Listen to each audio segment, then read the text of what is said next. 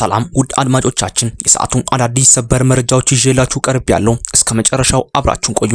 ክቡራን አድማጮች አዳዲስ መረጃዎች እንዲደርሷችሁ ይህን የዩቲዩብ ቻናል ሰብስክራይብ በማድረግ ቤተሰብ ይሁኑ እያልኩ ወደ ዜናው አመራለሁ። የመጀመሪያው ዘገባችን የሚሆነው ግብጽ በሱዳን ላይ ጎርፍ አስከትሏል ያለችው የኢትዮጵያን ህዳሴን ግድብ በተመለከተ ለኢትዮጵያ ያቀረበችውን ወቀሳ የኢትዮጵያ መንግስት ውድቅ ማድረጉን ገልጿል። እንዲሁም በተከታይ ዘገባችን ኢትዮጵያ ነዳጅ የሚጠቀሙ ከባድ ተሽከርካሪዎችን ወደ ሀገር ውስጥ እንዳይገቡ ማገዷን ገልጻለች።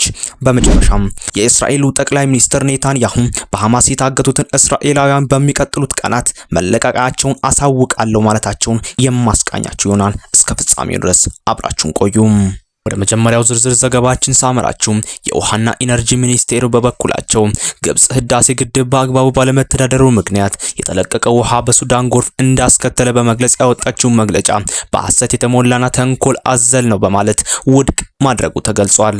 የውሃና ኢነርጂ ሚኒስቴሩ ቅዳሜ መስከረም 24 2017 ዓ.ም ባወጣው መግለጫ ግብጽ በሐሰት የተሞላ ቅራኔ የሞላበትና የተዛባ ረጅም መግለጫ አውጥታለች ሲል መክሰሱ ተገልጿል። ከዚህም ጋር በተያያዘ የግብጽ የውሃ ሀብትና መስኖ ሚኒስቴር ያወጣው መግለጫ ዓለም አቀፉን ማህበረሰብ ለማሳሳት እንዲሁም ሐሰተኛ የተጎጂነት ትርክት ለመፍጠር ያለመ እንደሆነ ገልጿል። የግብጽ መግለጫ እንደሚያሳየው ኢትዮጵያ የህዳሴ ግድብ ምረቃ ቀን ውሃ ሲፈስ ለማሳየት ስትል ከሚጠበቀው በላይ መጠን ያለው ውሃ ይዛ ነበር በማለት ይወነጀላል። ምረቃው በተከናወነ ማግስት የግድቡ አስተዳዳሪዎች በአንድ ቀን ውስጥ 485 ሚሊዮን ሜትር ኪዩቢክ የደረሰው ከፍተኛ መጠን ያለው ውሃ ለመልቀቅ ወስነዋል ብለዋል።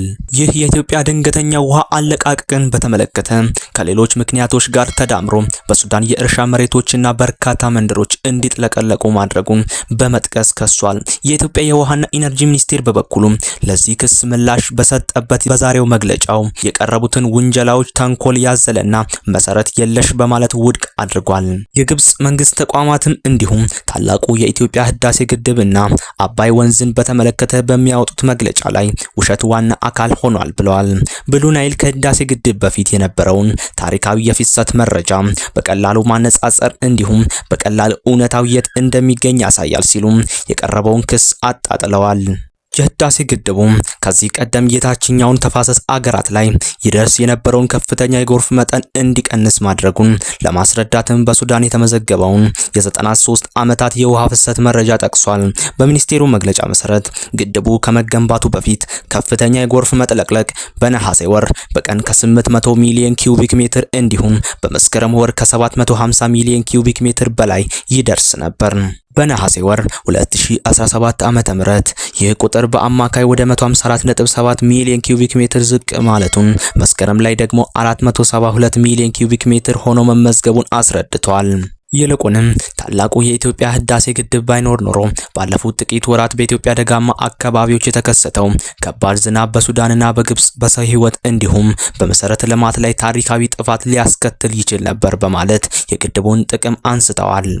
ወደ ቀጣዩ ዝርዝር ዘገባችን ሳመራችሁ ኢትዮጵያ ነዳጅ የሚጠቀሙ ከባድ ተሽከርካሪዎችን ወደ ሀገር ውስጥ ማስገባት እንደማይችሉ ማገዷን ገልጻለች። ጠቅላይ ሚኒስትሩም ነዳጅ የሚጠቀሙ ከባድ መኪናዎችን ከመስከረም 22 2018 ዓ.ም ጀምሮ ማስገባት መከልከሉን አስታውቋል። ጠቅላይ ሚኒስትሩም በበኩላቸው በሶማሌ ክልል ካሉት በአመት 111 ሚሊዮን ሊትር ማምረት የሚችለው የኡጋዴን ፈሳሽ የተፈጥሮ ጋዝ ፕሮጀክት በትላንትናው ዕለት ሲመረቅ 1.3 ቢሊዮን ሊትር በአመት ያመርታል የተባለውን የፕሮጀክቱን ሁለተኛ ምዕራፍ ግንባታ ማስጀመራቸውን ገልጸዋል። በፕሮጀክቱ ማብሰሪያ ስነ ስርዓት ላይ ባደረጉት ንግግር ከዚህ ቀደም በአነስተኛ ተሽከርካሪዎች ላይ ተጥሎ የነበረው እገዳ በከባድ ተሽከርካሪዎች ላይ መጣሉን ገልጸዋል። ትላልቅ መኪኖች ወይም ትራክ ወደ ኢትዮጵያ ስታስገቡ የነበራችሁ ዜጎች ከዛሬ ጀምሮ ልክ ትላንት መኪኖች ከኤሌክትሪክ ውጪ ማስገባት ታግዶ እንደነበረው ከዛሬ ጀምሮ ነዳጅ የሚጠቀሙ ማንኛውም ትራክ ወደ ኢትዮጵያ ማስገባት የተከለከለ መሆኑን ገልጸዋል። ጠቅላይ ሚኒስትሩም በአንጻሩ ጋዝ የሚጠቀሙ ከባድ ተሽከርካሪዎችን ለሚያስገቡ ባለሀብቶች ከሆነ ከቀረጥ ነፃ ጨምሮ መንግስታቸው አስተማማኝ ድጋፍ እንደሚያደርግ ተናግረዋል። ጠቅላይ ሚኒስትሩ አያይዘው በዚህ ዓመት ብቻ 2000 የሚጠጉ የአዲስ አበባ ከተማ እንዲሁም ወደ ክልል የሚሄዱ አውቶቡሶችን ከነዳጅ ወደ ጋዝ እንቀይራለን ብለዋል። ቢበዛ በአንድ ዓመት ጊዜ ውስጥ 2000 የሚጠጉ የአዲስ አበባ ከተማ እንዲሁም ወደ ክልል የሚሄዱ ባሶችን አሁን ከሚጠቀሙት ነዳጅ ወደ ጋዝ እንቀይራለን ብለዋል። እነዚህ 2000 አውቶቡሶች ሲቀየሩ በሚቀጥለው ዓመት የትራንስፖርት ዋጋ ቢያንስ በ50 በመቶ እንደሚቀንስ ተናግረዋል። በተለይም ይህ የፈሳሽ ጋዝ ፕሮጀክት ለኃይል ማመንጫ ብቻ ሳይሆን ለክሪፕቶ ማይኒንግ ስራዎች አስፈላጊ የሆኑ ግብአቶችንም ጭምር የሚያቀርብ መሆኑን ጠቁመዋል።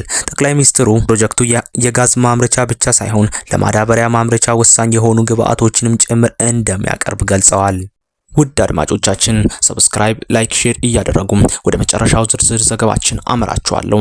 ኔታንያሁ በሐማስ የታገቱ እስራኤላውያን በሚቀጥሉት ቀናት መለቀቃቸውን አሳውቃለሁ ብለው ተስፋ እንደሚያደርጉ ገልጸዋል። የእስራኤሉ ጠቅላይ ሚኒስትር ቤንያሚን ኔታንያሁ በቴሌቪዥን በሰጡት መግለጫ ሐማስ ትጥቁን ይፈታል፣ እንዲሁም ጋዛ በቀላልም ሆነ በከባድ መንገድ ከወታደራዊ ኃይል ነጻ ትሆናለች፣ ይሳካል ብለዋል። ይህም ንግግር እንግዲህ ሐማስ ባለፈው አርብ በአሜሪካ የሰላም እቅድ መሰረት ታጋጆችን ለመልቀቅ ከተስማማ በኋላ የተሰማ ንግግር ነው። ነገር ግን ቡድኑ ትጥቅ መፍታትን በሚመለከት የተናገረው ነገር የሌለ ሲሆን በሌሎች ጉዳዮች ላይ መደራደር እንደሚፈልግ አስታውቋል። ሐማስ ቅዳሜ ዕለት እስራኤል በጋዛ የአየር ድብደባ ማካሄዷን ተከትሎ እልቂት መፈጸሟን እንደቀጠለች መሆኗን ገልጾ ዓለም አቀፋዊ ጫና እንዲደረግባት አሳስቧል።